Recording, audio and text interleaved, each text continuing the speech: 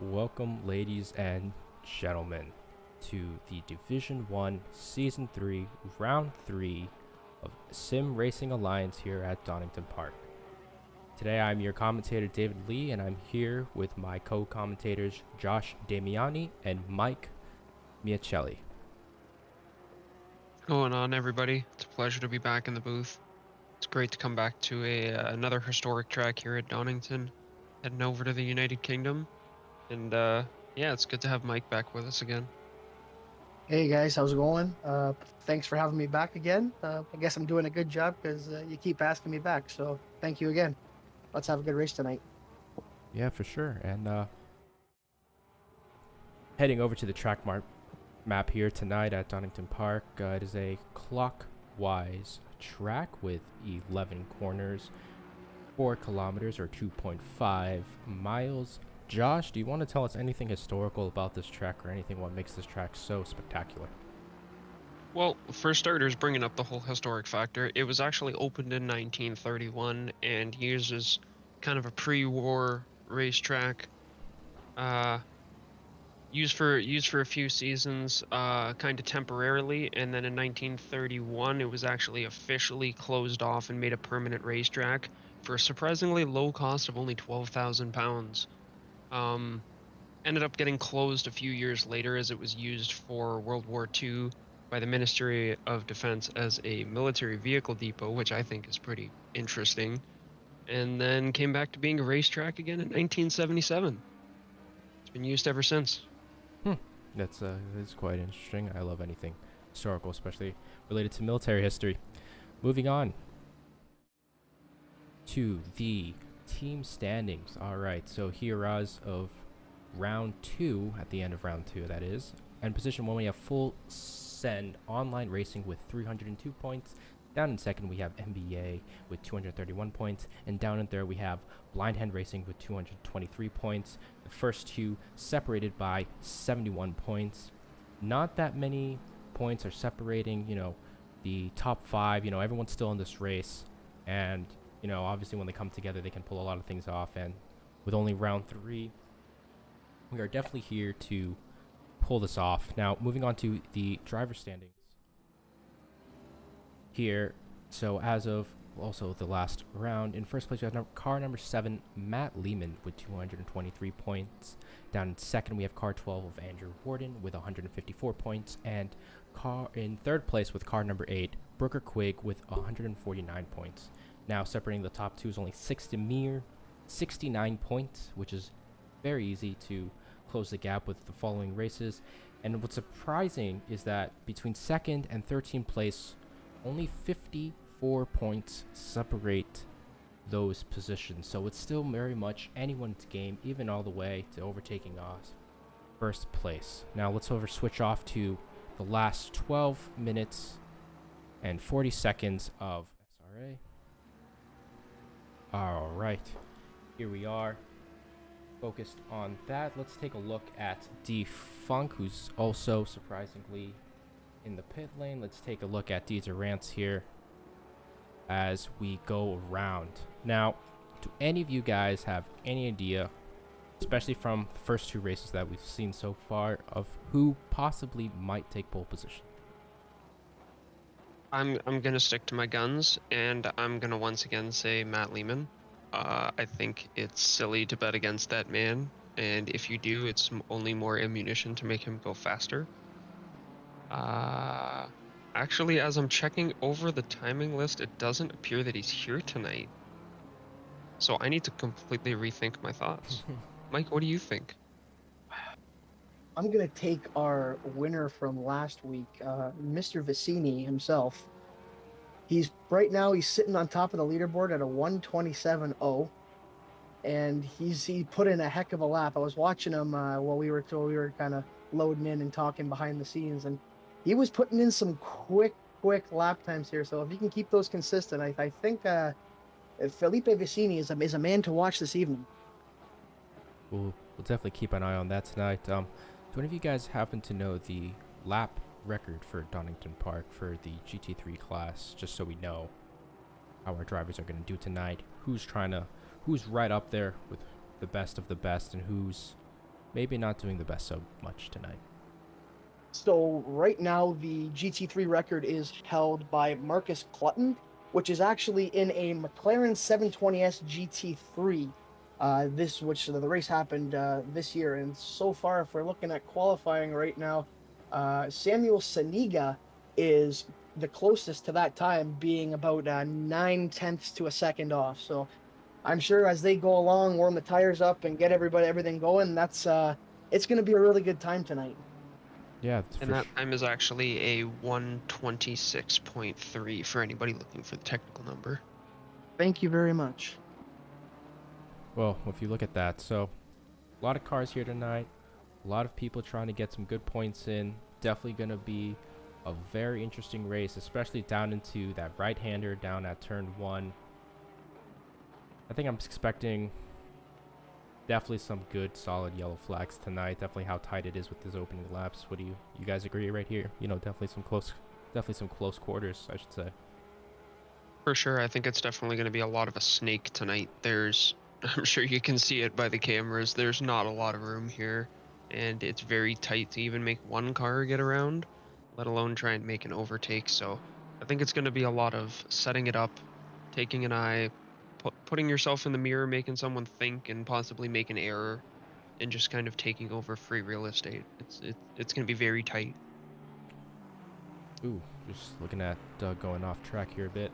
What do you guys think of kind of out of, turn 1, kind of going through this circuit? Obviously, you guys have raced here. I haven't had that much experience personally, but what do you guys feel like when, going down through these, almost Coda-like S's?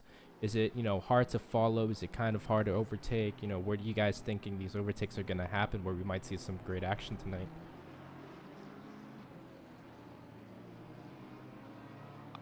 Personally, I believe it's going to be straightaways, and more straightaways. Kind of like a little bit of modern Formula One. Sitting in somebody's toe and trying to get a slipstream down the straightaway into a tight braking zone is probably going to be your most opportunistic way to make a move here.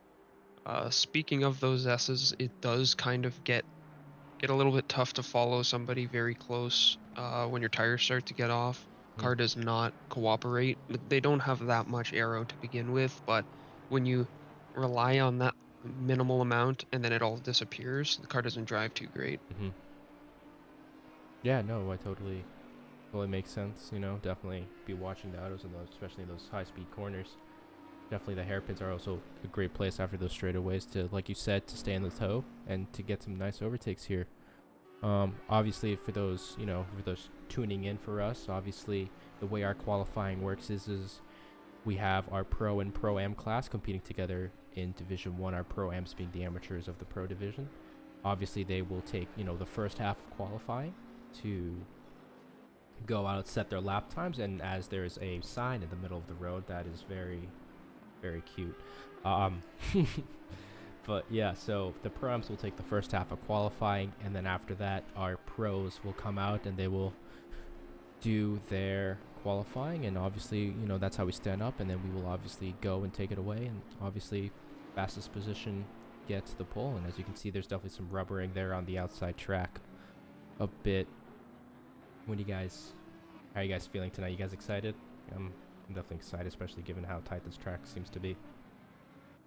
I'm very excited. This track does, although it's tight, although it's hard, it's a lot of fun. When you get into a groove and you're flying through the hills, just barely holding onto the car with 2/3 of a tire touching the ground, maybe a third of a tire, it's a lot of fun.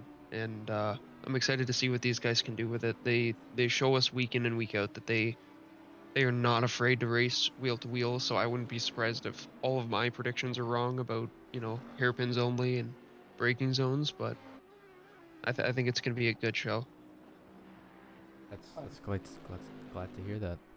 Mike, were you about to say something? I'm sorry, I didn't mean to cut you off there. No, no, you're good. I was just gonna say, just judging from the timesheets here, the top five are split by 300ths each. It's gonna be very tight. These guys are very close in pace. So tonight's gonna be some really good racing.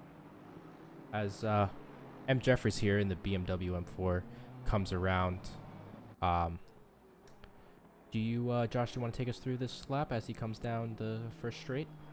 Give us a little lap. Sure, I can. As we come into the first braking zone, use as much as that pit lane as you can. Kind of get a little bit sketchy if someone's coming out.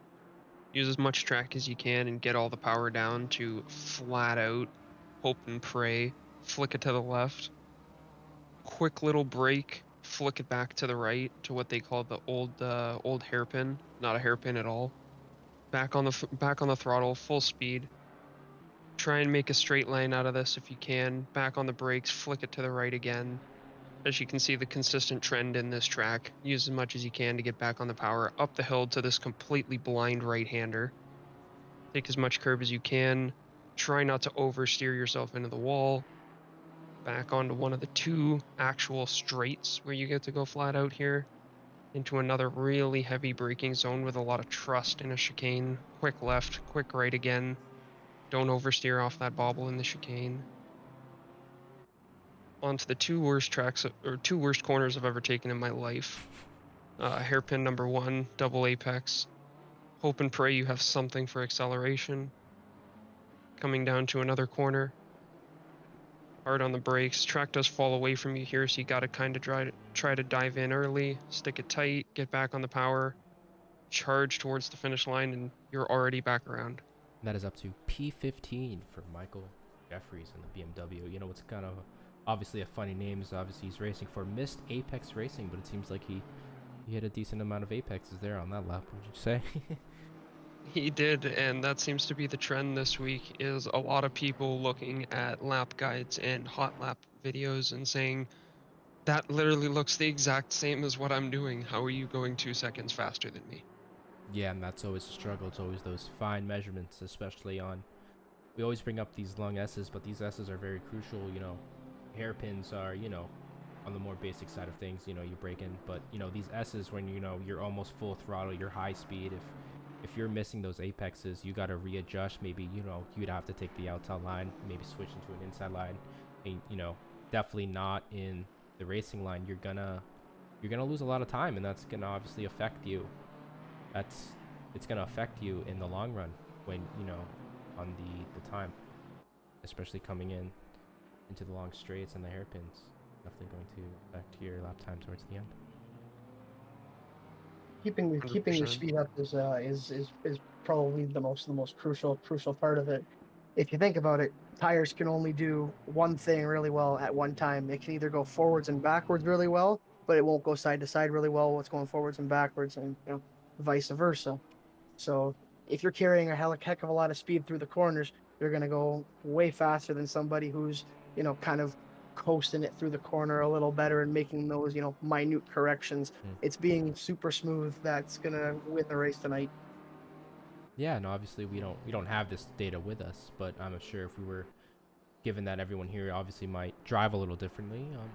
If we were to look, everyone might have a different little camber setup. You know how inclined are their tires, especially for their driving styles, especially on these corners. You know, you want to be able to maximize how long your tires are going throughout the race, especially if you're going from side to side. A lot of the times. So that's definitely something I think tire strategy will definitely be something we're going to look at in the future for sure, especially when this comes up in this race. Awesome. On 100%. It's like you're pointing out, it's a track that demands you being on the limit and trying to use as much of the track as you can, and it's going to favor those who are capable of being smooth, because you're going to have tires left at the end of the race. Mm-hmm. I remember even trying to race here last season in the wet. Tires were barely holding on by the end, just trying to put down a competitive lap time. So yeah, it's true. As we come up here, almost minute and a half left in qualifying. Let's take a look at the top 10. All right, at first we have Samuel Suninga in number 76, driving in the Audi R8 with a 126.642, with Vipers Casas right behind by only 0.04 seconds behind, and Brooker Quigg taking P3 with only 0.08 seconds behind Vipers Casas. And obviously, moving down the leaderboard into P4 is 0.02 of a second, almost 0.03 of a second down from P1. And moving all the way down to number 10 in Dominic Duran with only 6.68 seconds behind. Does Tyler James and Dominic Duran have the same lap time? No, they... It looks like it. Looks like they 127, 310. Yes, they do.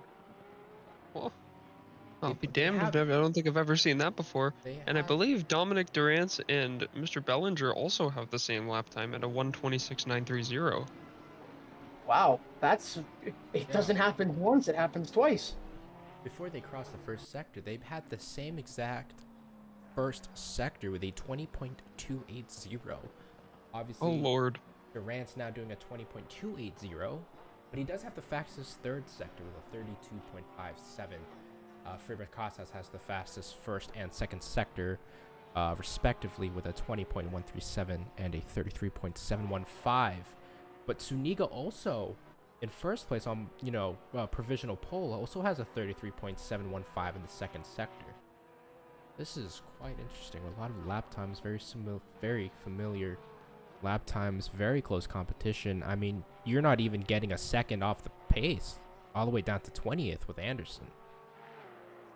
And 100%. And one driver, I'm actually got them up in the pit right now as we see them pull over and call an end to their qualifying, is Mr. Evan Kim of the BBC Racing Group. They've had quite a lengthy racing resume, and I don't know where their punch has gone. He doesn't seem to have that qualifying speed in him. I don't know what's happened. that is very interesting. He does seem very competitive from what I've seen. Obviously, qualifying is now over. Obviously, the server will push forward, and obviously what we'll do now is we'll get a full lap of formation where our drivers will try and warm up their tires, try to get their focus on as if they should be already focused. And after that, it's off to the races. And hopefully we can see some exciting action. I'm actually going to switch us over here to a helicam so we can see what we're doing. I'll keep us around, eyeing on Brooker Quigg. I apologize, I didn't mean to butcher that.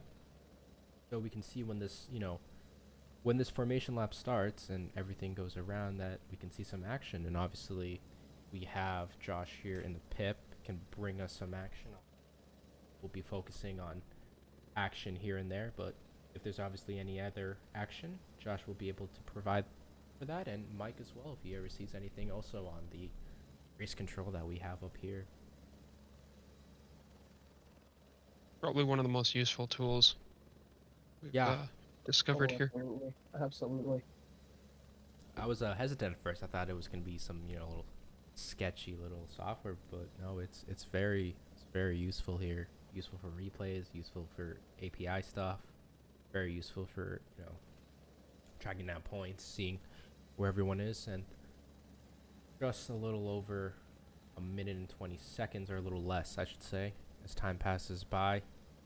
If you want to just hit drive before we get going here. I need to hit drive.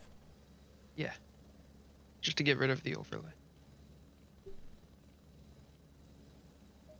Oh, there you go. Thank you. There we go. No problem. Yeah.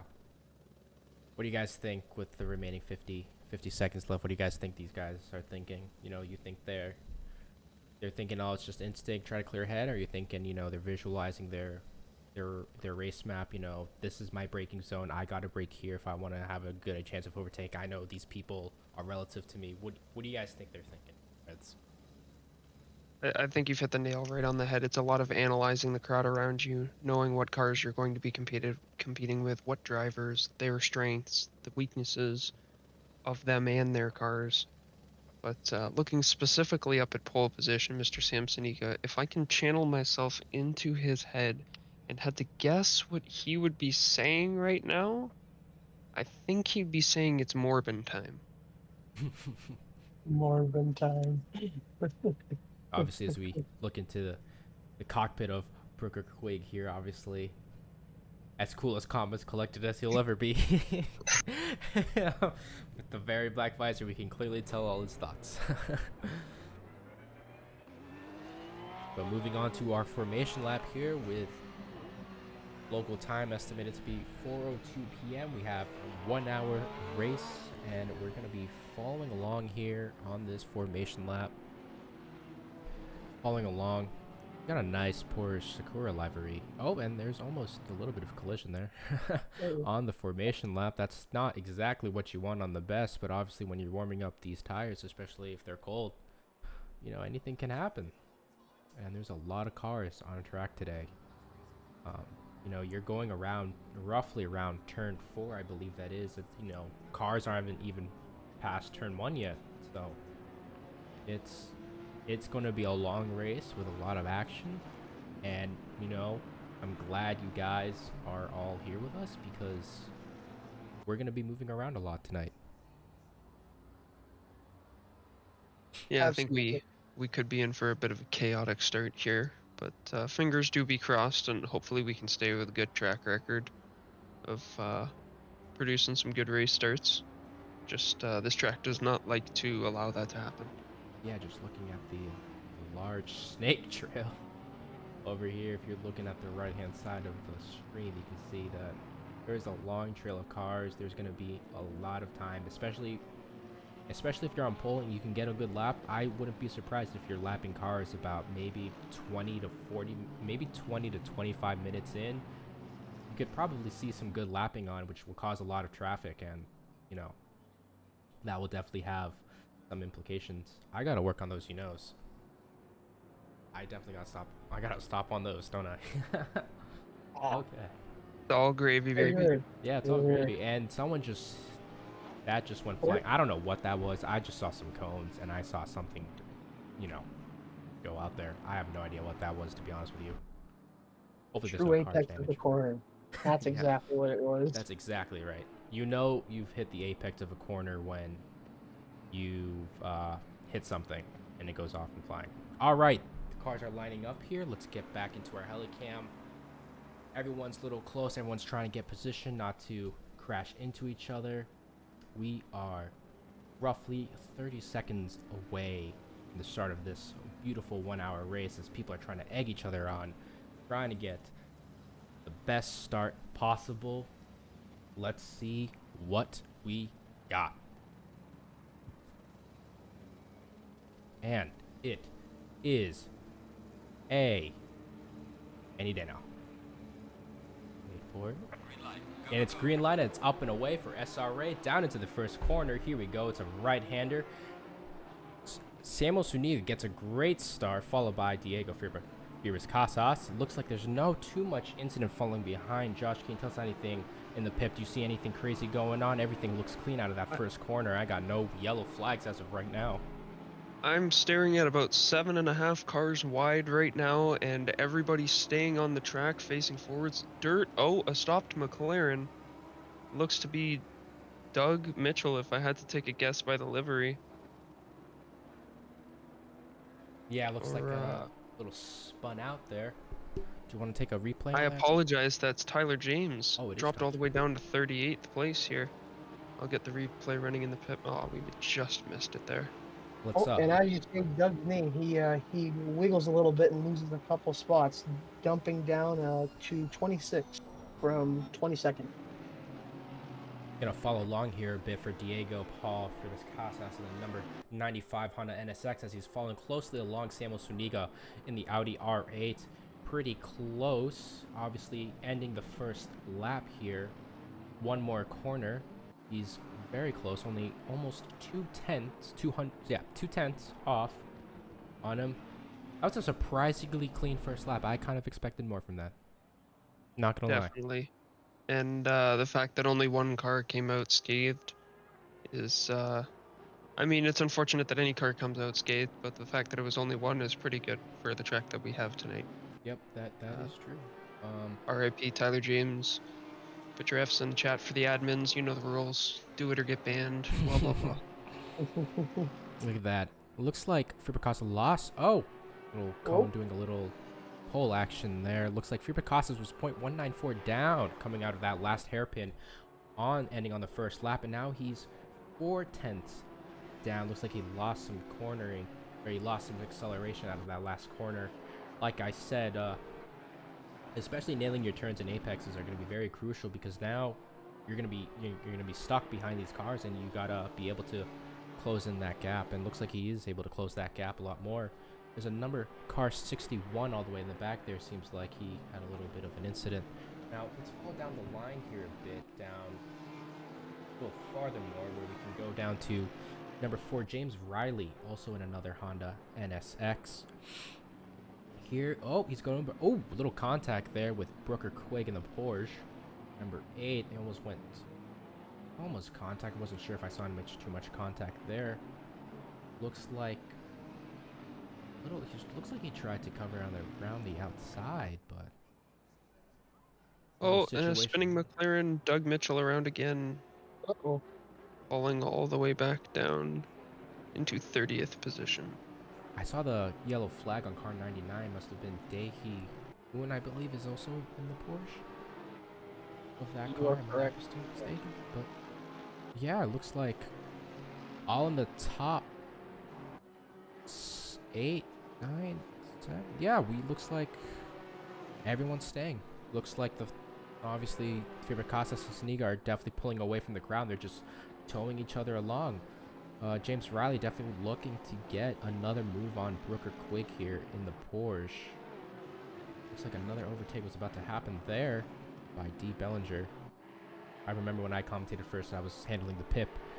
D. Bellinger was definitely making some moves on someone else, I forget, but you know, he was making some moves there towards the end of the race. He had the pace and he had the tire wear, so that's definitely He's definitely a confident driver who's not afraid to show his skin out on the racetrack, and it's kind of what you need in a field like this. If you show any sign of forgiveness, they will take that gap and they will make that their position.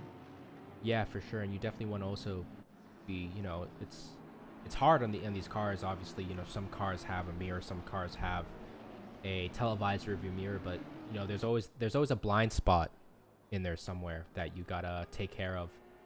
And being able to have that situational awareness, you know, being able to give drivers the space that they need, especially if you're taking the outside line or you're going to cover the inside line, and making sure that, you know, there's clean racing is definitely something that you want to be aware of. 100%. Looking across the field, see a few grocery sticks emerging, and for any non-hockey aficionados out there, that means people who are separating the field. Got Brooker Quigg sitting at about 3 seconds behind Fibrecasas here. Dominic Durant sitting 2 seconds behind Mr. Durant's. And although that does seem like a pretty spacious gap compared to everybody else at 3/10, it's about all you're gonna get. So as soon as it starts to get more than that, you run into back markers. And I think you're right. Not too long into this race, we might see some lapping come into play. As we see the leaders coming into what looks like the second last chicane, as we have people just exiting turn 4. Do you think Brooke may be actually holding back a bit? I think he's maybe conserving his tires a bit, you know, keeping that pace. He's keeping James Riley behind him by, you know, roughly 3/10 of now it's 5, almost 6/10 of a lap. Now he is a smart cookie. He's looking in front of him and he's going, okay, these two are battling a little bit. And he's looking behind him and he's going, okay, these guys are battling a little bit. So he can afford to pull back his pace a little bit and conserve his tires early on. Maybe go for a push when one of the front runners start to make a mistake as the tires heat up here. They just love to do that. So I would not put that past him. A little strategic sandbagging. Yeah, especially in a race like this, you want to be able to conserve your tires. You want to be able to make sure they do your plan A, your strategy that you want, hoping there's no mishaps, because being able to, I think tires are the biggest thing here overall than speed or aerodynamics. I think tires, given the layout of this track and given the elevation changes, I think your tires are something that you definitely want to preserve. And I think the people who preserve their tires the most or do a good job while balancing the other acts will probably come out on top. Oh, definitely. The last 2 seasons, we've had a fairly I would call it a fairly conservative calendar in the sense that you could get away with not taking tires on any of the tracks, except for one or two that were a little bit sketchy. Spain was a little hot. This season, it's up in the air. It's tire conservation nation and strategy galore. It's all about putting together the perfect, the perfect weekend, so to say. You really just don't want to go out there and send it, because if you do, you're gonna end up off track 3/4 of the way through. You guys are really just hitting the nail right on the head with this. It's gonna be a war of attrition out there, definitely. Those SRA logos on these cars are those laggards. Ooh, sounds like where can you get the better look at these great logos? That is a very good question. And I think that with the research that I have done, you gotta join simracingalliance.com where you can join our race. And if you're interested, we have up to Division 3, we have GT3 racing, and recently coming back, we do have our swap driver and endurance racing, where you can do endurance racing, which is up to 4 hours, and swap drivers, where you partner up with an AM driver or a rookie with a pro and pro am, and you can do swap drivers where you guys alternate each week, competing in a similar style of GT3 series event. So if you guys are interested, you're new, or you want to see what else is going on, any updates or the schedule next week, where the standings are, that is the place to go to. And don't forget, if you're new here, you can definitely hit that subscribe button and definitely tune into chat, where Mike is observing your comments and obviously relaying them to us so we can answer if you have any comments, questions, or concerns, or maybe you just want to cheer on your friend or family that's on driving tonight in this beautiful race. We still got 50 minutes left on the action. If you're just tuning in, welcome.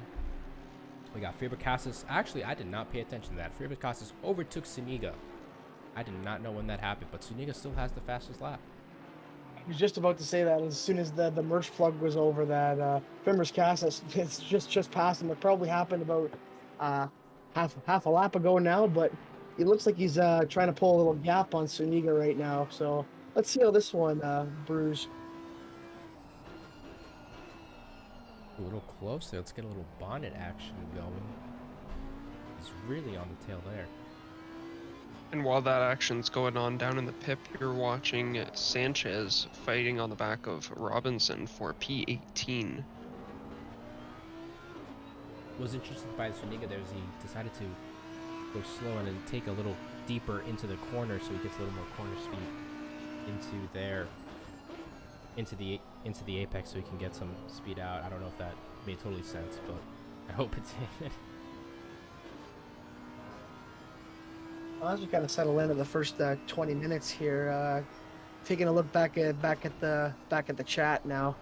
Let's see what the chat's saying about who they got for tonight. We got a couple Riley and Vicini's, some Diaz and Durans. Got a rip to Tyler, big F in the chat. Paula, you're not banned.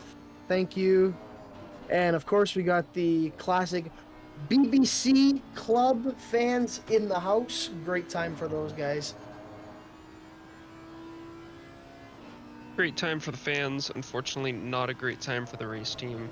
Currently sitting down in P29 and P35. An unfortunate showing so far, but we do have quite a lot of race left to go. I know they do pride themselves in their overall race pace, so let's see what they can scrabble out of this one. Oh, and we just had Vicini in 8th place take over Duran in a nice little move there. If you want to jump back to that, David. Yeah. Right here. You said Duran, I'm not mistaken, correct? Yeah, Vicini and Duran. It was just about, I'd say about a few seconds ago. He just took him back at the last corner. Looks like we got a nice little trail of cars coming here in this forward grouping of Vicini, Duran, Stefuic, and Plinsing. Duran driving the Aston Martin. Is this the Vantage, if I'm not mistaken? This is the Vantage, correct? That'd be Vantage Josh's GT3. territory. I'm not sure. Josh, is Duran driving the Aston Martin Vantage GT3? That's what that looks like to me. Dominic Duran is in fact driving the most glorious car in the world, the Aston Martin V8 Vantage GT3. Indeed. Now, pay attention to your map. We see that things will get a little cloggy here, but you can see the triangle is our pole position. Okay, those two, obviously Samuel Daniga and Fibers Casas, pulling away.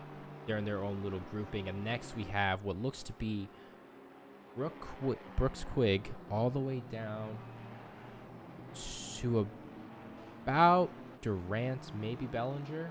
That's another grouping there, and then obviously we have this little pair of 4 cars with Durant, Stufik, Kingsling, and Vicini, who Durant and Vicini seem to be pulling away. We got a nice tight battle back here for 28th with Evan Kim and Dave Taflovich. Sorry to jump over you there. Oh no! Oh, look at that! Too wide on that corner. Yeah, oh yeah, this has been nice. This has been going on for a few corners now. Pull back a bit so we can get that. There's focusing on Tyler James. Ooh, that Audi just went really wide on that corner. Let the Porsche slip by of what appears to be Osborne in the number 92 Porsche. This is definitely quite an interesting race we got going on. Tyler James fell back 19 positions so far this race. The biggest loser so far, the biggest loss, I believe, in positions would be 19. Well, Allen in the Audi R8 has the biggest gain of positions with 10 positions gained. Not to be confused with Allen, who is also in the Audi R8, number 77, who has lost 10 positions. There definitely seems to be some sort of dual Allen situation going on. Team orders going on? Ooh. Oh my. Ooh. Team orders question mark. Little loss there. Lost back 2 places after that. That looks like a Ferrari F1 team order. Was that Mitchell or was that seemed to be Mitchell, I believe. That would be who's currently sitting at the back of that group. Yep, it was Doug Mitchell that happened to have that mistake, trying to go around the inside. It was definitely a bold mistake, as you know, in racing. As Ayrton Senna said, if a gap, you're not a race car driver if you don't go for a gap. That doesn't exist. I think I may have butchered that quote. Don't quote me on that quote. Close enough. It was close enough. You did your best, and that's what counts. That's true. It's the thought that counts. You know, they took the risk. Looking back around, see anyone setting any. Nope, Samuel Daniga still has the fastest lap time of a 127.260. Falling after him would be Fibers Casas with a 127.282. Looks like they're on their own battle with Fibers Casas. Now 2.45 seconds ahead of Suniga. Brooker Quiggs seems to narrow that gap down to around 2.7 when he was earlier around 3-second gap. Obviously, we'll definitely have to pay attention. And looks like Carter spun out. Let's see what happened there. Let's get a nice 15-second replay going on of what happened here. Go on the out. Oh, and that's little. Just an example of getting caught out by those curbs. Yep. careful. And that cost him some positions. It's tricky out there.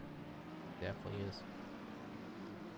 Everyone's just moving up and down the grid right now. So, oh, did we lose somebody? We We lost saw Douglas Mitchell. Disappeared into nothing.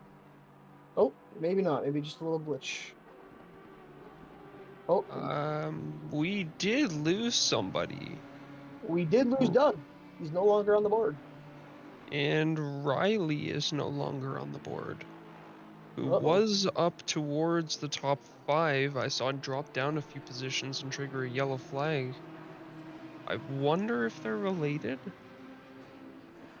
That's I great. did not happen to catch that, so I apologize on missing that to you guys. That must have been interesting to what happened. Maybe after the race is over, we can ask and pull him in. See what happened. Definitely. Yeah, that's something I want to know. What's going on? This race seems interesting. We've got a close gap here between these three, between Busek Wong and Justin Moffat in the Audi R8. I'm seeing a lot of Audis this year. I'm not sure if that has been the case previous seasons. This is my first season with you guys. Has there been many Audis before, or have you not seen as many Audis like this this season? Well, I will say ever since the Evo 2 of the Audi came out, a lot of people have swung that way. A lot of these drivers used to be McLaren drivers. Okay. I'm not saying they're on the bandwagon of BOP, but either way, they're flipping chassis and driving them faster than I can drive the same car I've driven for 4 years. So, or well, 4 seasons. So, here we go. Well, And we have an A lot update of on Audis. we have update on Riley. 28. Is that a drive-through penalty for David Taflovich? Oh, that's unfortunate. Gotta be careful there. This train Drive-throughs are brutal. quite interesting. We lost Riley to a game crash, so I just need to know what happened to the Doug. So, car number Riley is currently serving. Oh, he's currently in the pit. So Alan, our Alan in the Audi, car number 77, is the last car on the grid at 37, position 37. And there you see on the map we have 95 of Felipe Casas. So roughly around 20-25 minutes, I would say is I was right. We're about to see potentially some lapping about to going on, and when that traffic happens, who knows? Who knows what will happen? Things will slow down. You try and go around. You do have a blue flag. You have to get out of the way, but sometimes it's definitely hard, especially on these fast corners where you really necessarily can't go out of the racing line or know you will lose time. Hopefully these guys were conserving their tires and picking their strategies well, because it's all gonna come into play in the next 40 minutes. James Moffat still closely pursuing Busek. That's correct. And around turn 5, I think he went a little wide there from that camera angle. I could not tell, but it looks like he's definitely chasing very closely. Definitely looks very enticing. Let's see, their perspective. Not the most clear on view, but a little shake there. I still get that nice view. That's a pretty cool angle that we can get. Let's see, can he close this gap out of the not the main street, one of the straights in this course? As the box receives word from Doug Mitchell that the team elected to retire the car after a little bit too much damage was sustained, and they feel that it was better to just bring it back in one piece rather than damage the car even further. Unfortunate end to Doug Mitchell. Sadly, wasn't the best weekend, I suppose. But that is racing. That is racing. That's a shame for the admin team. Big F in the chat for the admin team. Ooh, looks like Busek went a little wide on that hairpin. Allows Justin Moffat to get closer. brings that 0.675 gap down to only 0.2 of a second. Obviously, on these straights, on these curves, as long as you can stay with the car in front, get a nice tone, keep on that racing line, I think you have a great chance coming out of these S's and down into those slower corners, slower speed corners. Oof. This is It appears Fimbres Casas has made an error and let Samsonica gain some time back on him. Don't necessarily know what happened, but I do see he's invalidated his lap time and the gap's dropped by almost 0.6. Wow. Well, it's getting tight now. I honestly thought there would be a lot more closer gaps.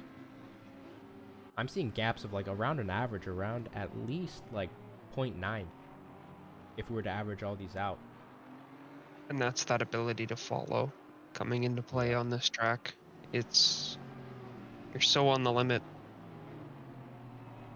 Oh, as we see a Mercedes spin around in the picture-in-picture of Mr. Bellinger, 84, loses a couple positions, gets himself back on track safely, avoids the racing line. That's tough. Back down to 8th position from 6th, or I believe 5th. That front grille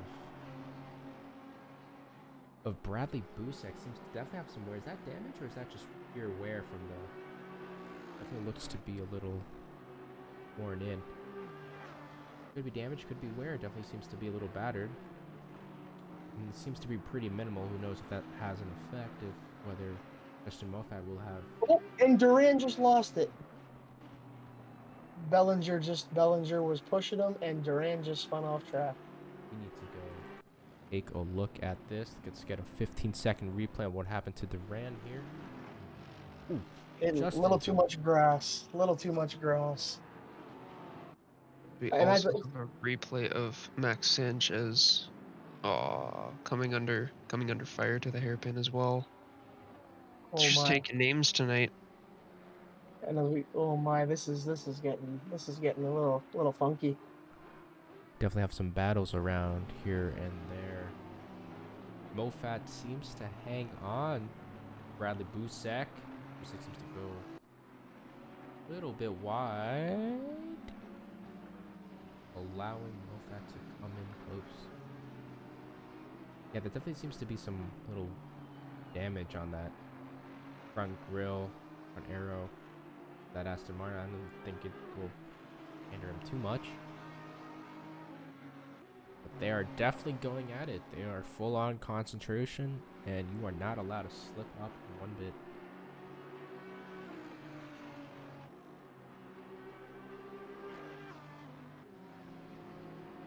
That seems to be the only other option other than the big gaps you were pointing out. It's either a couple seconds or barely a couple tenths all throughout the field. That's true. As you can see, Moffat lost. He touched the sand gravel out there on the outside curbing there, and that obviously unsettled the car. Pit window's not open, so we definitely get some pit strategy, see who comes out. Overcuts, undercuts, definitely going to be in the works here. And obviously, that cost Moffat some time, especially on that last curve you just saw. He was down to 7/8 tenths. He's now up to his second, 9 tenths, roughly, behind Bradley Busek. And that's sometimes when you step too far, you definitely have to find that limit is very slim. You either are under it, over it, or you're on it, you know. A little bit of... Oh, it looks like Bradley Busek just went into the pits, allowing Moffat to pass. Well, looks like that battle is a little over for now. Quite a few people electing to go for the early pit stop. And for those watching for the first time or those who don't keep up with the league or know this information off the top of your head, our pit window happens in the middle 25 minutes of the race. Middle 20 minutes. I can't read the screen right now. And middle 10 minutes. That's what it is for tonight. Middle 10 minutes of the race. And you are required to take 1 liter of fuel, but you are not required to replace your tires. You can if you want to, but that does add up to 30 seconds onto your pit stop, so it's not really ideal unless you have some blistering pace. That is very true. Looks like, where is that car? So it looks like Dude, where's my Casas car? is on the tail of Tyler James, who's on position. He's currently 32nd in the race. So given the looks of that, looks like we already had some lapped that already happened, and the lapping has begun roughly within 20 to 30 minutes. I'd say I did a pretty good prediction on that one, not to toot my own horn. 25? Call. Very, very good call. You guys seeing any? Everyone's just jumping around into the pits. Now is where the mix-up's gonna happen. Now's where the mix-up's gonna happen.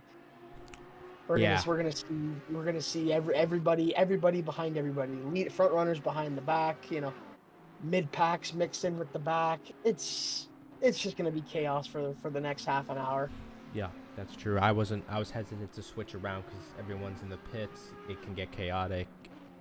You know, you might think someone's ahead, someone could actually be behind, and then they quickly switch, not due to maybe on-track action, but just due to the answer to the pits. And so we gotta be vigilant of that, making sure. But once things come out, some people might change tires, some people not.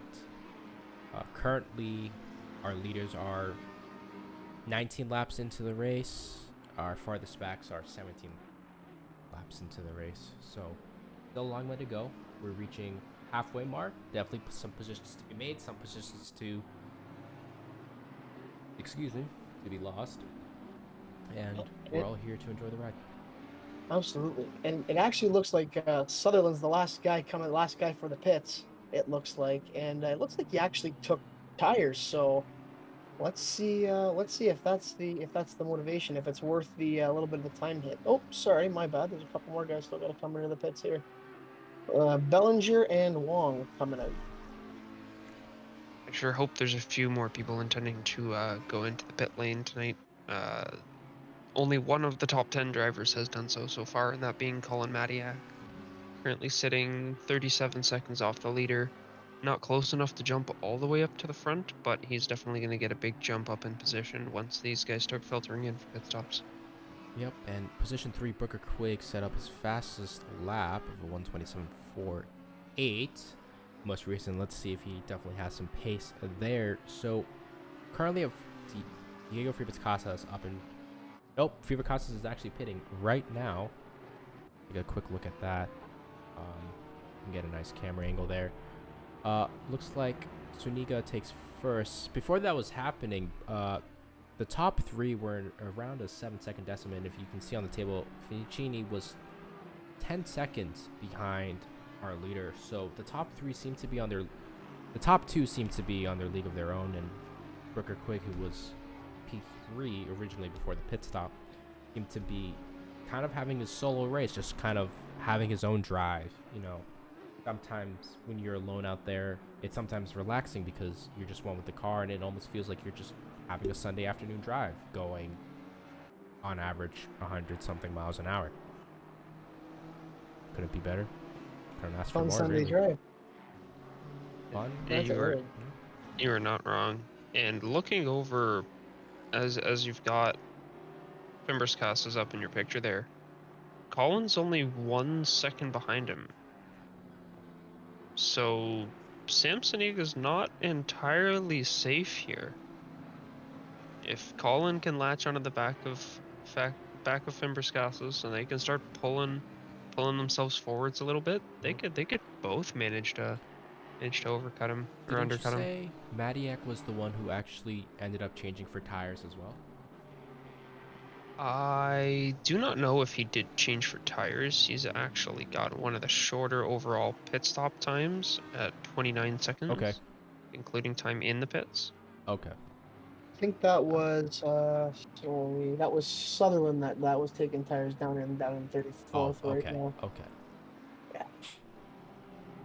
It appears that Fredrickson and Russell Allen also elected to take tires or repair some damage as they spent upwards of a minute in the pits today. Okay. Yeah, the grid is definitely shuffling for sure. Green car going into the pits there. I was not sure who that was. I was trying to get a reading on that. I could not to give you guys that information. But, you know, good race so far. I'm enjoying it. Halfway through. These pit stops definitely shake things up, especially if you have damage, especially if you're going to change your tires. Obviously, the fuel is mandatory. But the grid can definitely shake up. And, you know, you could have been in the back and now you're in the front. You could have been in the front, now you could have been in the back. Or maybe you just stayed in the same spot. And obviously, depending on people's strategies, how much damage they have, your race could have just gone from let's maintain our position to, okay, it's full attack mode. We're going to push to the end. Give it everything you got. And obviously for people, not obviously, but maybe for people like Vicini and Quigg, who now know, I think still have a pit stop, if you guys can correct me, I'm not wrong. Actually, Brooker They Quigg both is just actually, went into the pit. oh, you look at that. As Samsoniga also comes in. Yep. So, you know, they decided to go for the, not necessarily the overcut, but they decided to wait it out longer, do the opposite of what Felipe Casas did. And Oh, and Saniga with a bit of a longer stop. does he have damage? Is he changing his wheels? Not too sure. He's rolling out of the pit lane right now. There's going to be a much closer gap than he intended. Does Felipe Remember Casas? Casas knocking on the back door. That is a back marker. Or no, that is Brooker Quigg right there. Who is only 2.7 seconds behind Samsoniga out of the pits. As Vicini has Not. He has not pitted. How long is an average pit stop? You said around 20, 30 seconds? We're averaging 28 to 31 seconds depending on how reactive the driver is to turn their car back on. Okay. And assuming they've taken 1 liter, the minimum. So assuming if Vicini pits now, he probably comes around, I'd say, between 6th and 8th? Anywhere between Durant's He boundary would and be just behind Mr. Durant's as Samsoniga causes a yellow flag, goes off track. Losing a Got the couple spots. replay coming up in the pip right now. Oh, that's no good. He does not want that right now. Another victim to the chicane. Just a merciless onslaught from that chicane as he loses 2 positions. Comes under fire from Madiak and they come together in the pip. Madiak spun around in the last chicane there. It's true. Unfortunate series of events. I'm going to move down to Taylor Carter, part of the Astral team, also in an R8. I'm assuming an Evo 2, given what you told me about how everyone's choosing that car. We got a nice little train going here. Nice little thing. Definitely see some action going on. Got 2 Audis, a McLaren, an Aston, and another McLaren.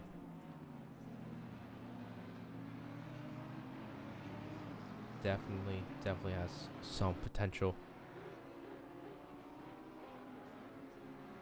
A lot of pit stops happening as well. Looks like, oh wow, Vicini all is down a lot. down to 21, dropped all the way down. Hopefully, you can make all those positions back up.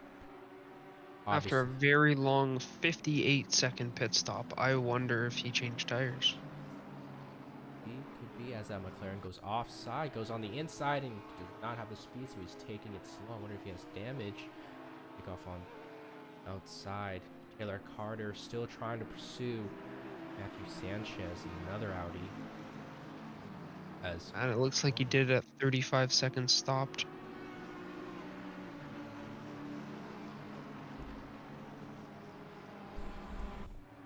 take a look at the bonnet, see what's going on here.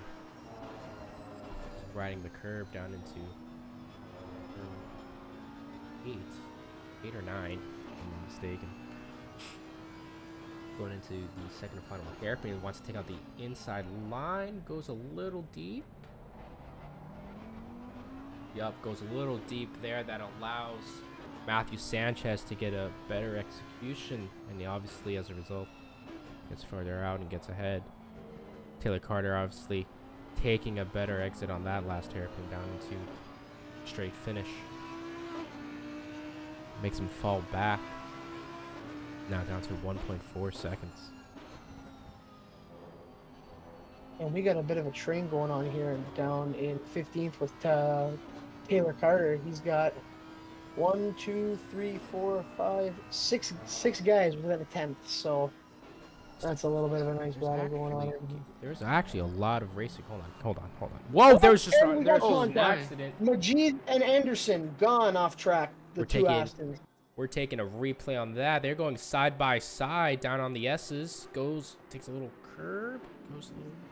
No, seems to be fine. Oh, collision. They spin them both out. That is definitely front end damage right there. That is brutal. Looks like he's went back into the pits. What an unfortunate. They were going side by side. That's risky. That requires a lot of composure. That requires knowing where the guy is. That requires a lot of situational awareness going into those situations to allow him to make sure that you stay on your proper line. If you're going on the outside, you go on the outside. And if you're going on the inside, you go on the inside. Nothing more better than hard racing, as that McLaren almost had the Ferrari going on the outside. It doesn't seem to be. That looked to be Ficini, who actually overtook the McLaren of V. Diaz. And looks like that McLaren is not giving up. Definitely wants to fight back for position. We definitely want to take a closer look at what's going on there. Let's take a look at his wing angle here. Going down into turn 1. Diaz very close. This is a nice train we got going here, wouldn't you say? This is a nice train. This is what you want. Close falling, close action, some nice side by side, and hopefully some nice overtakes too. Obviously clean. We don't want 30. 30's no bueno. We're not about 30. And for a little bit of the polar opposite, the pip is currently looking at your leader. Very surprising, Brooker Quigg sitting 4 seconds ahead of Sam Saniga. Sits 1.2 ahead of Fimbres Cousins. What a turn of events there. Mm-hmm. Now, click us, Josh, if you, or Mike, either one. Brooke is currently sitting in 3rd place in the driver's standings behind Matt Lehman and Andrew Ward, if I'm mistaken in the name. But tell us, not obviously, but if he were to win the race, would that boost him into 2nd? Maybe even 1st? Well, as I try to pull up the standings here, I can tell you that a win in this division is worth 110 points. If he wins this race, he gets 110 points. Yes. Oh! Ooh, whoa. Hold on. That Porsche, on just 1 second of Matt Schwartz quickly just ran into the wall there. I think he just unsettled the car. We'll come back to Brooker Quick in his standings. He just curb settled him, touched the grass, and into the wall he goes. That might not be the best for Matt Schwartz, but is racing. Oof. Unfortunate, I do say. Yeah, no, wouldn't I feel that if Brooker Quigg does win this race, then that would put him in the championship spot. That would put him as provisional champion currently at the end of this race if he ends this race in 1st place.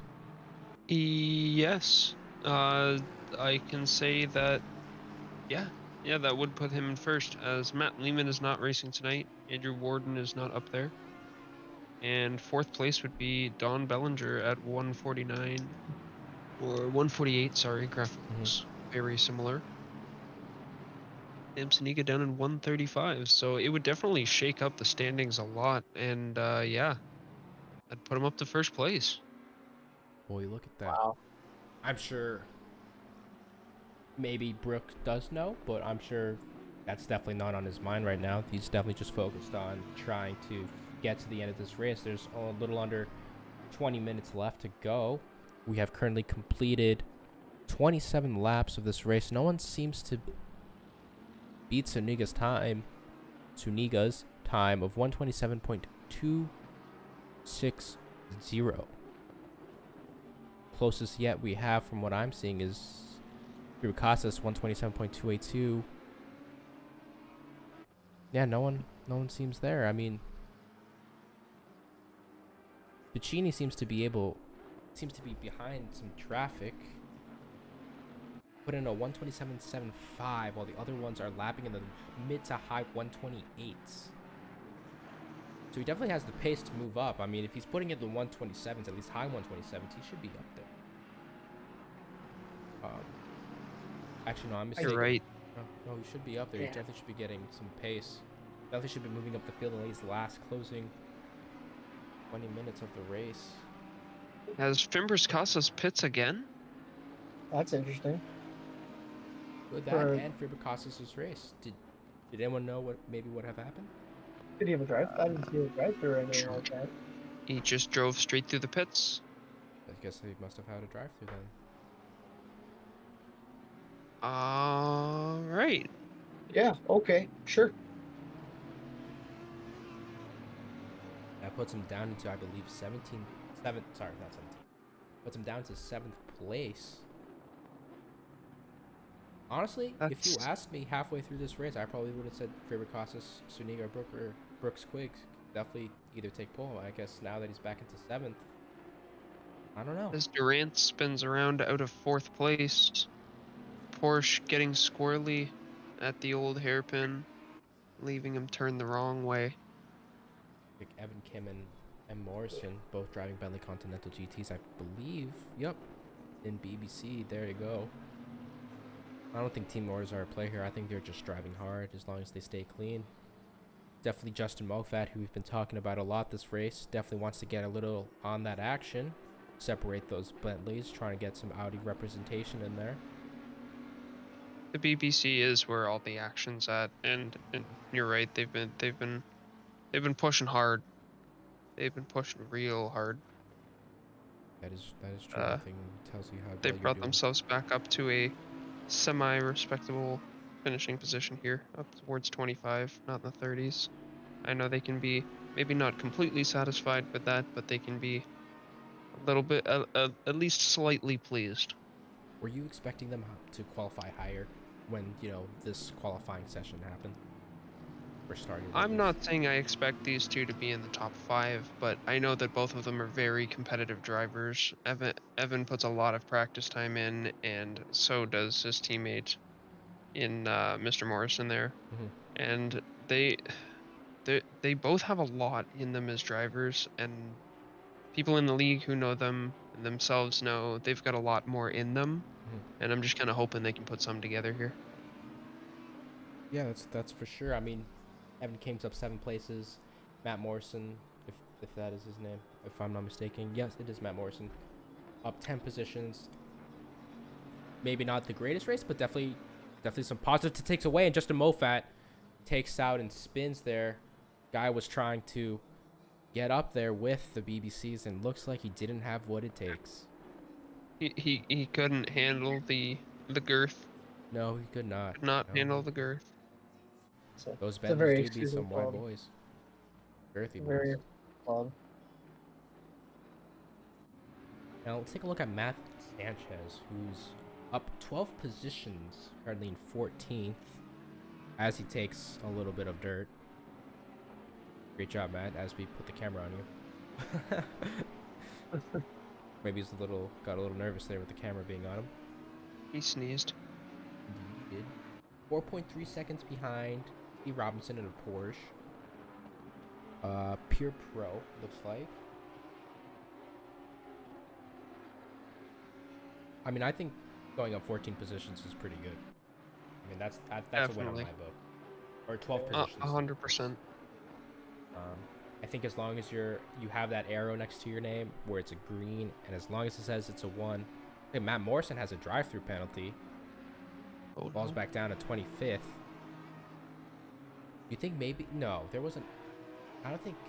You think he caused a collision with... No, I don't think so. With Justin Moffat, you think? That's why you gotta drive through? I have no idea. I think the stewards I will know that we definitely do have to not review have... I know that we don't have any live stewarding, and I believe that track limits is stop go 30, or is that the drive-through? I'm not sure. I think we'll have to check with the stewards on that. Stay tuned for more information.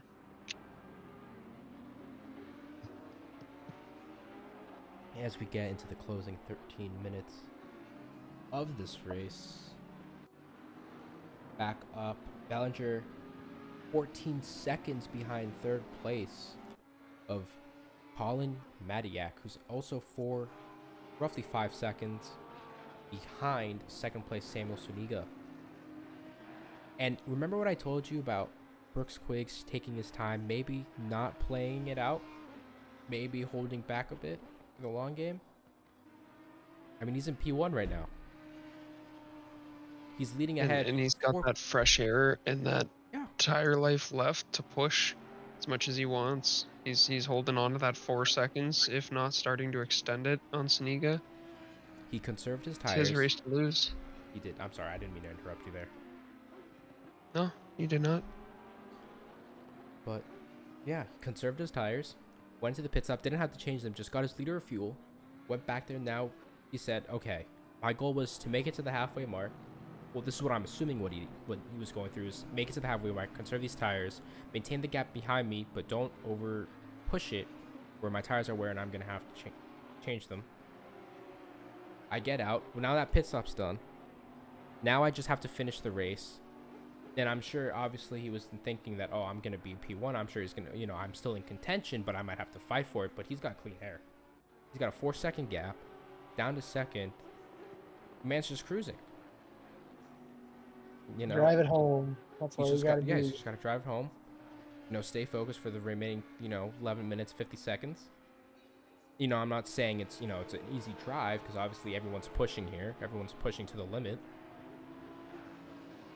But it's still up for grabs. It looks good, but anything can happen. 11 minutes is a long time. That's probably we're seeing around an average of 1 minute and 1 minute 28, so we can say 90 seconds a lap. We're still probably can average around maybe 7, closer to maybe 8 or 9 more laps. Yeah, it sounds about right. Sounds about numbers.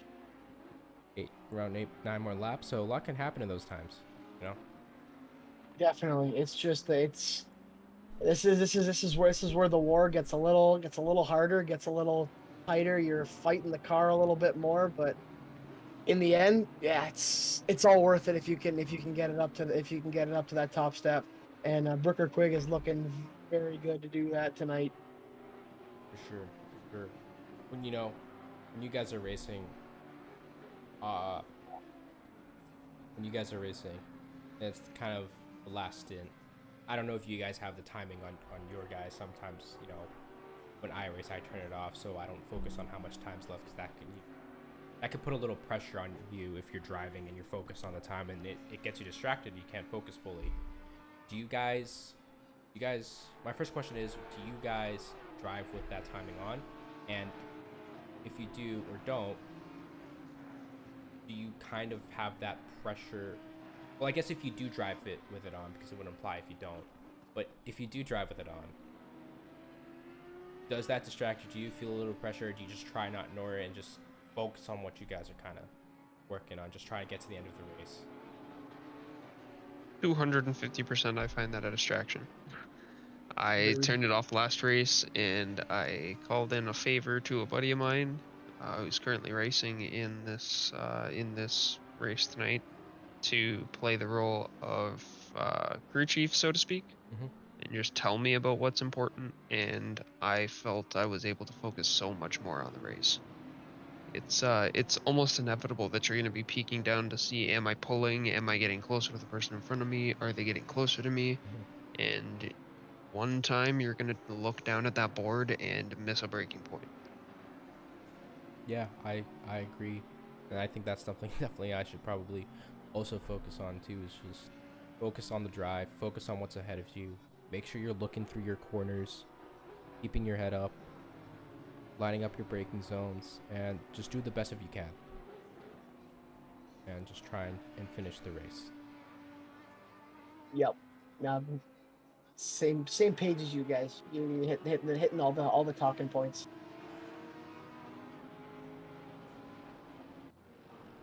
Gonna look back here around Danny Durant's, closely followed by Freebus Casas, who was leading the race for a good amount. I wouldn't say exactly half, but he was up there for quite a bit. He did pit. He was in the lead. Came back a bit. Was in the top 3-4. And had a drive-through penalty, as also we see Matt Sanchez also has a drive-through penalty. Puts him down to 7th position. He's now 3/10 behind Danny Durant. Knowing Faber Casas' caliber, I think he can, with the remaining, I think he can overtake. I think he can overtake Durant if he really puts his mind to it. Gaps closing, 0.3 seconds, 0.4 seconds. This 3 is very interchangeable as we get out to the remaining. I think it's definitely a close call. This race is definitely far from over. Well, it's push for the next 7 minutes, but not for you. You want to push the guy in front. You really don't want to kill what you got left in those tires. You really just want to make the guy in front say, "Yikes! I got to start moving." And at that point, be the predator. Hunt your prey. That is 100% accurate. The 2 best ways, if the way you want to overtake is you stay with them. If you know the track doesn't have that many opportunities to overtake, you stay with them, stay in their toe, apply pressure, make sure that you're in their blind spot. They don't know where you are. Make sure that they can see you every once in a while in their rear view, so they know that they have to keep pushing and that they can't relax, and hope that they go into mistake. Or if you do find an opening, you go for it, because that's what it does. That's how you get the points. And I think that's what separates the great drivers from the good drivers, is being able to tactically being able to do that. As Uh-oh. What did I just say? Having that pressure around you, staying on the toe. Freebus Casas calm, cool, and collected. Danny Durant makes a slight mistake and lets Freebus Casas go by as he oversteps and unsettles him. I'd say that's textbook. Very, indeed.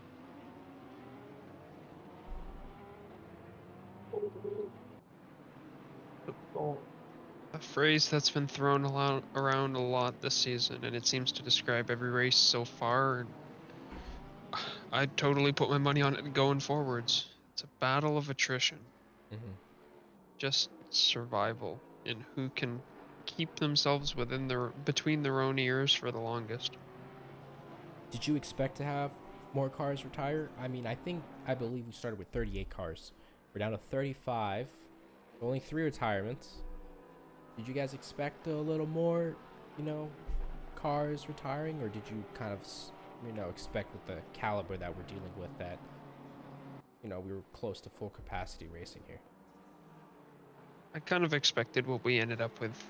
It's inevitable. You're going to get a few mistakes here and there, and sometimes that leads to things that end in not finishing the race, or in the case of one of our drivers just flat out disconnecting and having the game crash, which you've got no way back from.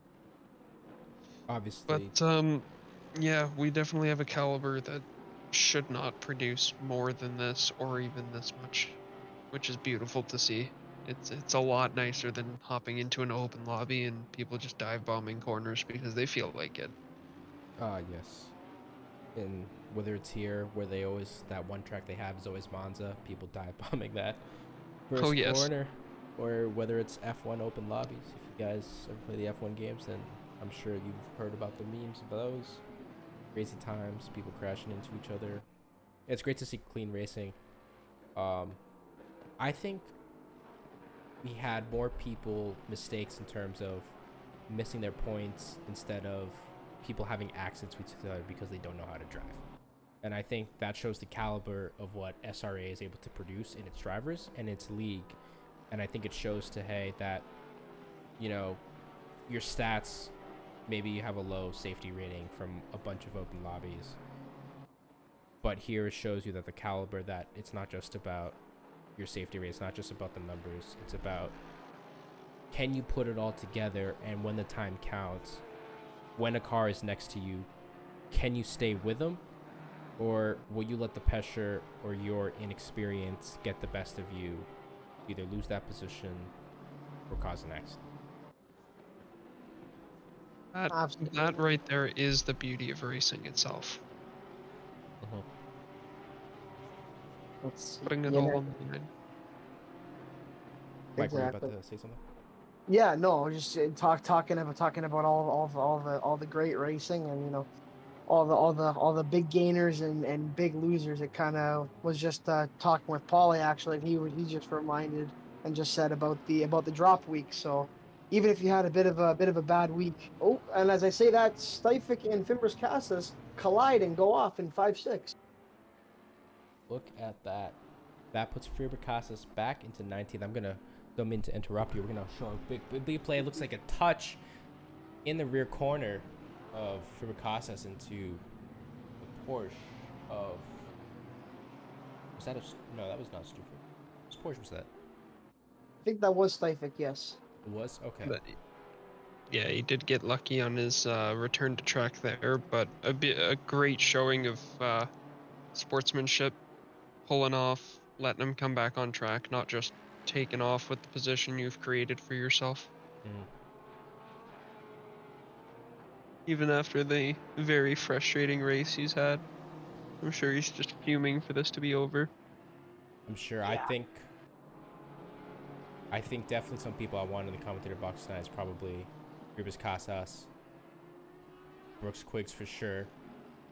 You guys have any other mentioned possibles that we can maybe drag up here after the race is over? I mean, we only got 2 minutes left.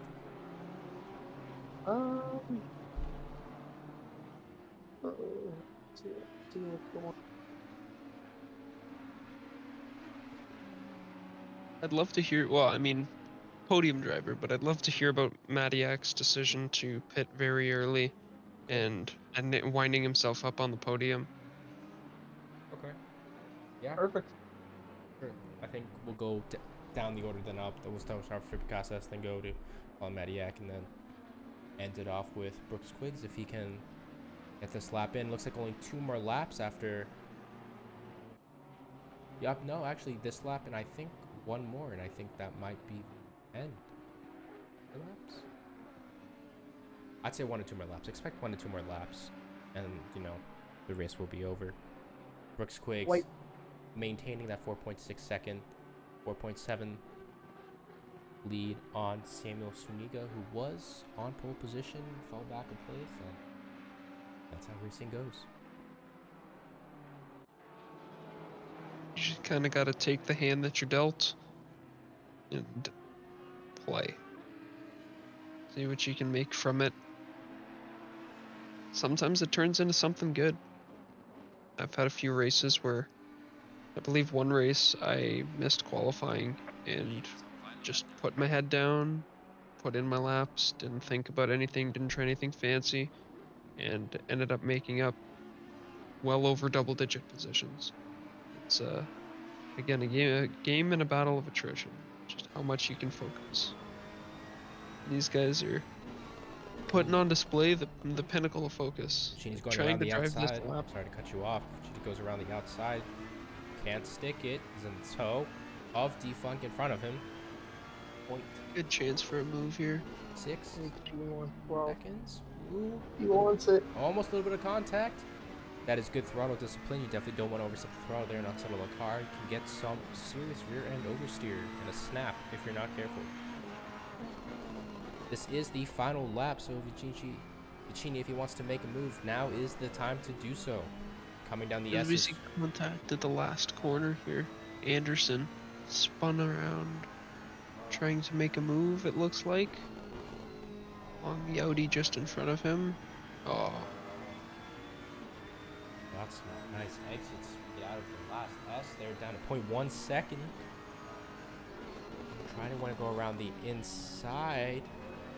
Defunk covers it off beautifully. This is going to go to the end. Those Ferrari pops do sound beautiful, don't they? Oh! Can he do it? Can he do it? Around the inside. He's going to go around late breaking around the outside, and he does, and he takes the inside line. Oh, but he spins out. No, Oh. Vicini. Oh, almost had it. Well done collecting the car back. Just a little bit too ambitious on the move there. And he Those collides. Oh no! Oh no! Oh, I spoke too soon. Oh! Oh, God, Oh, I'm too oh fast. no! Hold your brakes. Oh, on the last lap too. That is Genie all the way down to 19th position. What an unfortunate way to end the race. I kind of I want was to get going him to in here. comment on how the mid-engine cars do not like taking the curbs in almost any track, and yet this track forces you to do it. It's such a shame. I kind of want to take Vicini up in here as well. I want to take those 4 Yeah. people. He had a good race. He had a unfortunate That's ending. But heartbreak right there. I think Vicini, Friba Casas, Colin, and Brooker Quigg might be the way we want to go in there. You guys think? Sounds good. I'm fine with hearing from anybody who's willing to come up and talk to us. Hey, that is the end of round 3 here at Donington Park. Up into P1, Brooker Quiggs, number 8 on the Porsche. Down into 2nd place, we have Samuel Suniga on the Audi, number 76.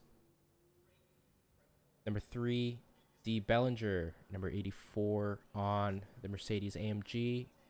P4, Durant in the Porsche. D. Stufik, P5 in the Porsche, number 96. P6, D. for Casas on the Honda NSX, number 95, was able to come up from P7. P7 is Jay Arnold in the Audi, number 33. Kajek Tezovic in the Audi, number 27. P8, Defunct P9 in the Audi, number 39. And P10, D. Robinson in the Porsche, number 73. Jovic bringing it up 12 places to put it in 8th place. Very, very well done. Very well done. We want to go ahead and bring in the drivers into the commentators box. Are you guys ready for that? Bring them in. All right, moving over here. Let us try and get Vicini in. Where is he? If he is in voice chat. Is he? You guys see him? One moment. Let's take a look. While we're looking for him, you want to bring somebody else up? Yeah, We can let's bring him take in. our pole position.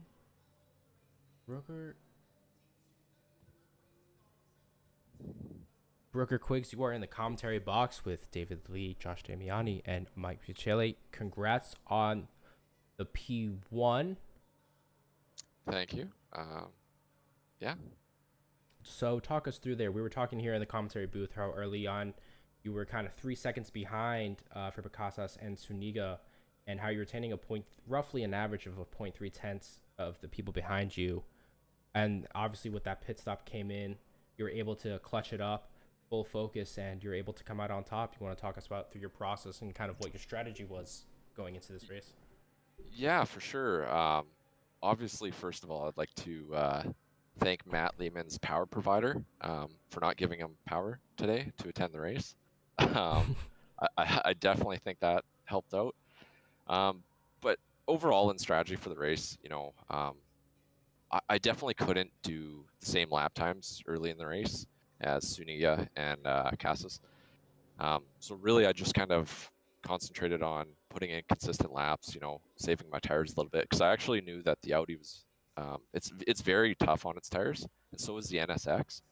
So I was like, if I can keep it, pretty consistent in the beginning of the stint, and then just stay close, I knew I would have a chance. And then when the pit stops kind of rolled through, I just, hammer time, I guess, is the best way to say it, and started trying to push really hard and try to make up the gap there.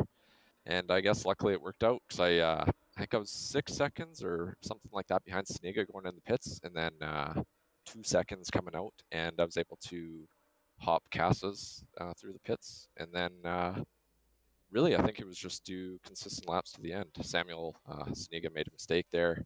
in that last little bit of the stint, and I was able to get by him, and then I guess just held it from there. So, yeah. Thank you It was a very very solid showing, man. Quite Yeah, the thanks. quite the race out there. We were debating whether you were holding back on those tires off the start, and either way, you proved that your end of race pace was what mattered, and brought it home for the win. Yeah, definitely. I did make the mistake of adjusting my setup after qualifying, which I think hurt me a little bit as well. So just word of advice for other people listening: don't change your setups. Just be, Don't give out be, your be- don't give out your advice for free like that. People get paid for that kind of stuff. yeah. I want to see everyone, do better and improve. So I like helping people out when I can. 100%, man. Great job. all Thanks, right. guys. Yeah, enjoy the win, man. We'll bring you back down. Thank you very much. All right, let's bring up second place Samuel Suniga. Hello, Sam. You're in the commentary booth. Just talk us through what it was. You were leading that race for a bit. If I remember correctly, you did get pole. Just talk us through Yes. how you felt through that race and how it went. Well, I was rather surprised that I got pole, but I made a few silly mistakes that ultimately cost me that win. But you know what? I got P2. I'll take what I can. I'm sure you'll be happy with those points. Do you have anything to say about how the track was feeling? Was your car set up okay?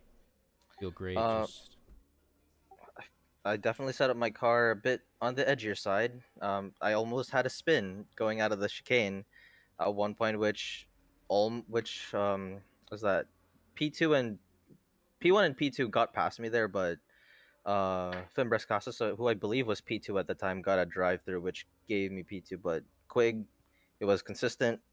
That ultimately won him the race. yeah, I'm sure you'll be glad with points. I'm sure if one all you want to have the need.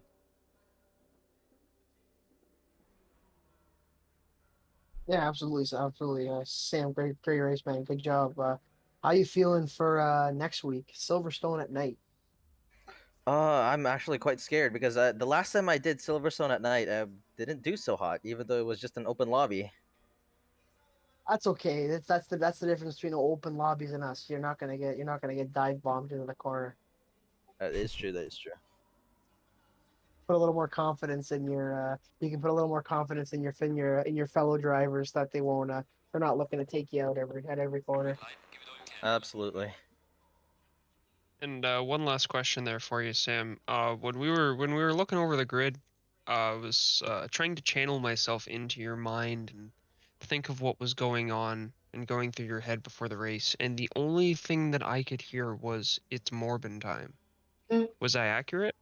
Yes, you Okay. are We just dead wanted to on. confirm for the fans. It's Okay. Morbin Well, time, boys. it's Morbin time, man. Great job out there. Thanks. All right, we'll bring you back down into there and bringing up our third place finisher, Colin Madiak. Colin, welcome. You definitely had an early pit stop.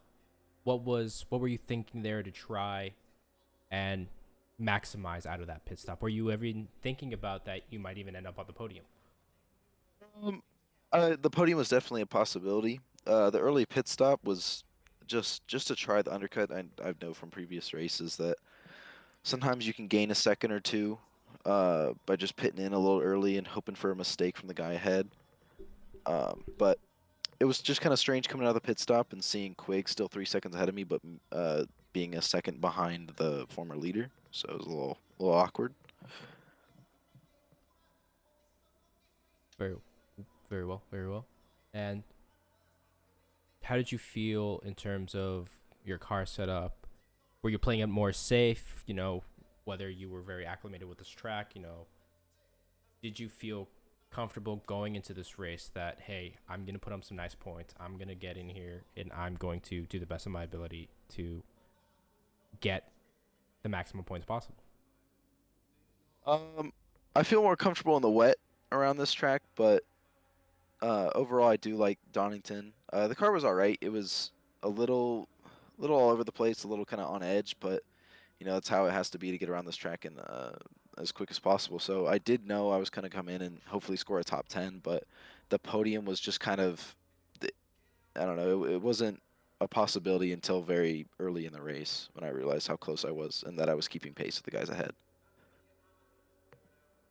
Now, That's Colin, those of us in the league, we know you as a little bit of a coach. You like to help out in some of our coaching event nights and Mhm. show some tips and tricks around tracks that you do feel a little bit more familiar with. Although you do say that you like this track more in the wet, if you could give our Division 2 drivers who are racing tomorrow night at the same time any tips to surviving, what would that be? Be smooth, be cautious, stay off the exit AstroTurf and the grass. Brake a little bit early. Just try not to push yourself too far and kind of just save it till the end, save it till the last moment you can. Just it's all about limiting mistakes, and I think pushing too hard is the main cause of that. very true. We definitely saw a lot of that today. Enjoy the P3, Colin. We'll drop you back down. Congratulations Thank on you. the podium. Whoop, whoop. Bringing up our last Mhm. person, Felipe Vinici, driving the Ferrari. Felipe, you are now in the commentator's box. Hello. You got a lot of screen time today. You were putting in overtakes. You were definitely up there with a lot of the contestants riding in the midfield there. You were really close. You got some nice overtakes. A little unfortunate though at that last lap around that third sector That where was my fault, obviously. You want to talk us through kinda- that last sector on that last lap a bit? I just messed up the chicane, I think it was, and then I was gonna go off track, so I was like, well, I'm not gonna pass Funk off track, so. But then Ferrari being Ferrari got away from me, so saved it, and then into the braking zone, I kind of just misjudged it and tapped Sutherland, and I lost I don't know, 8 positions, I think it was at the end of it, something like that. But yeah, Definitely, it was kind of it bad. was a big shame to watch. Yeah, I It was accidentally tough to just see you fall down there. unticked the tires, so I did a full pit stop instead of the 1 liter. Yeah, we were cheering you on Oh, we there. were wondering whether or not you had taken tires. No, I definitely didn't do that on purpose. I didn't decide to lose 20 positions on purpose at Donington, right? Of all tracks to try and overtake. You were up there. I Um, think you were For sure. up in fourth, and then obviously when everyone pitted, you were leading the race for a bit. And obviously a little unfortunate that happened, but you definitely were putting in there in the midfield for sure. Maybe even higher midfield. You definitely could keep that. How were you feeling when you were getting close with those overtakes? Did you feel a little pressure? Were you kind of calm? Just, I'm gonna try and I let mean, this guy I do knew his that I thing? had fresh tires, so I didn't want to push it too much. And I think most people at Donny, once your tires start going, you kind of, at the chicane especially, your exit is your TC starts going crazy. So I kind of lined up some good exits out of chicane. I was able to go into the first hairpin and get some overtakes there. And then also coming out of that corner before the back straight, that right-hander, sort of off camber, with the fresh tires, you can kind of abuse it and just get on the throttle quicker, which is kind of what I did with Funk towards the end there. But obviously, it's very awkward going too wide through the chicane. It's kind of impossible, really. But I mean, yeah, the Ferrari is it's a interesting car to drive, but I had fun, all things considered. Yeah, for sure. Obviously, at Silverstone, you definitely have obviously lower visibility, but definitely at some points it is a wider track. Hmm. I think definitely positives. Obviously, even if they're unfortunate, there are definitely probably some positives. You probably definitely have a competitive car. We hope to see a lot more from you. Definitely in the top 5, maybe. And Yeah, we'll see. glad to have you back. Does anyone have anything else for Felipe? Felipe. Or are you worried about being moved up to pro? No. Could always take the always pretty always quick out take the there. drop race. Yeah. Yeah, I guess this is my worst result, 19th or whatever it was. So, yeah, I'll just forget this race ever happened. Even though Donington is pretty fun. Yeah, it for sure is. Definitely got some nice action up in here. Thank you so much for coming into the commentary booth. I will drop you back down, and All right, obviously, thank you guys. see you next week. All right, have a good night, guys. See ya. See. Well, See you ladies and later. Well, ladies and gentlemen, that was Donington Park here in the UK. Any last thoughts before we head off, boys? Any final remarks? Honestly, it was That a was a really lot of good fun. race. Yeah, it was a really interesting race. A lot more on track action and not a lot of off track action. So that was a really good thing to see today. Anything from you, Josh? Yeah, it was a very good showing. I mean, yeah, we saw the odd car make their way off track or come into contact with another driver, but we did see a great showing of sportsmanship as well. A lot of people accepting the fact that, I made a mistake or this is racing and this happened and we just got to move on and keep going. And yeah, a lot of fun. I look forward to taking part in this tomorrow and very quickly moving on to nighttime Silverstone next week. Yeah, for sure. Definitely going to be an exciting race. If you'd like what you see, please subscribe. Please join us at simracingalliance.com, where we do have our Discord there. If you do want to learn, we have coaches, different divisions, fun events, different events, not just a DT3. Tune in tomorrow for the Division 2 and Division 3. Division 3 will be recorded and posted. Division 2 will be streamed. And tune us in next time for round 4 at Silverstone at night. Thank you, ladies and gentlemen, so much. Slight correction there before we take Yep. off. Division 3 is live streamed on our Twitch. Check out Oh. Sim Racing Alliance on Twitch to Look at that. find the Division 3 stream at the same time, and will then be recorded and also posted on the YouTube later. Well, look So at you that. can catch it live and later. My fault. Tune in to watch both of them, whether you have friends or family. Tune in to Division 2 or Division 3 at 9 p.m. Eastern Time, 8 Central. Thank you all for tuning in. This is David Lee, Josh Damiani, Michael Micheli, and this is SRA.